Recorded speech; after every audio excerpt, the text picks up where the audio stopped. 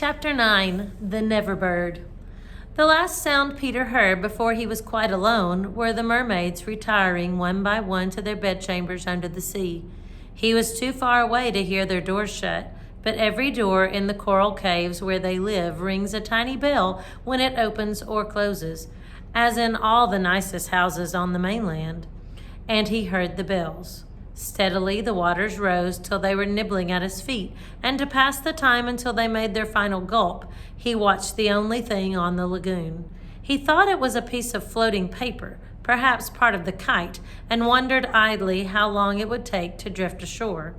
Presently he noticed as an odd thing that it was undoubtedly out upon the lagoon with some definite purpose, for it was fighting the tide, and sometimes winning, and when it won, Peter, always sympathetic to the weaker side, could not help clapping. It was such a gallant piece of paper.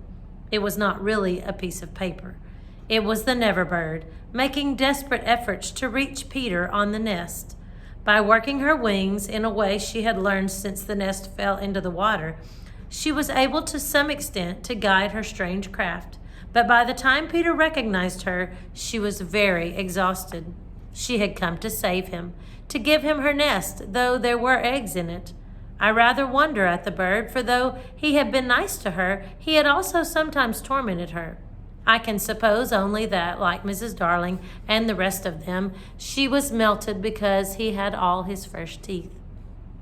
She called out to him what she had come for, and he called out to her what she was doing there, but of course neither of them understood the other's language. In fanciful stories, people can talk to the birds freely, and I wish for the moment I could pretend that this were such a story, and say that Peter replied intelligently to the Never Bird, but truth is best, and I want to tell you only what really happened. Well, not only could they not understand each other, but they forgot their manners. "I want you to get into the nest," the bird called, speaking as slowly and distinctly as possible, "and then you can drift ashore. But I am too tired to bring it any nearer, so you must try to swim to it."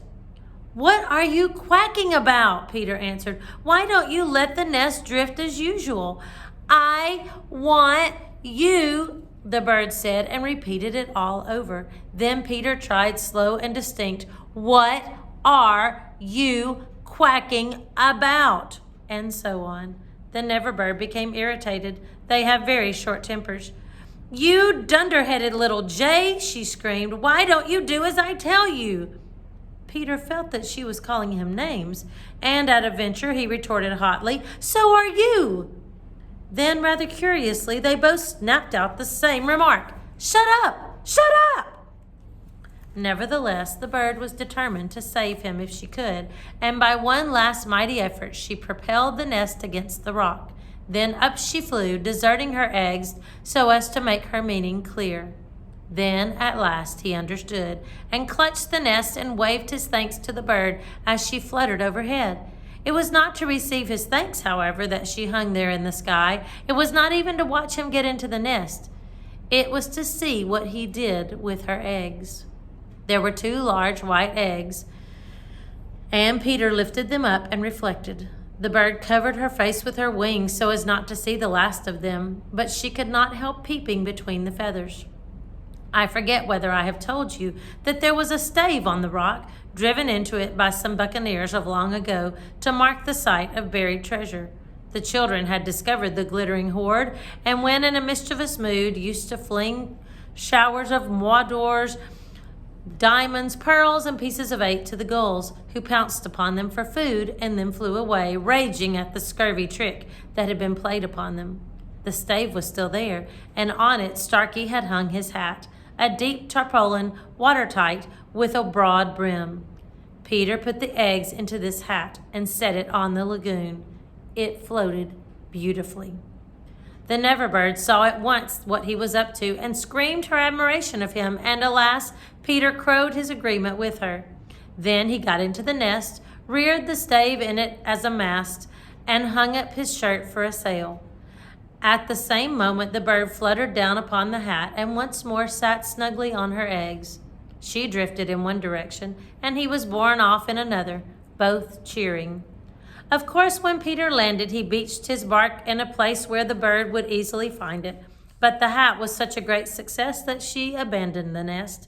It drifted about till it went to pieces, and often Starkey came to the shore of the lagoon and with many bitter feelings watched the bird sitting on his hat.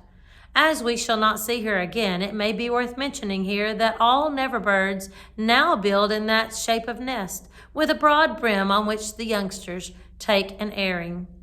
Great were the rejoicings when Peter reached the home under the ground almost as soon as Wendy, who had been carried hither and thither by the kite.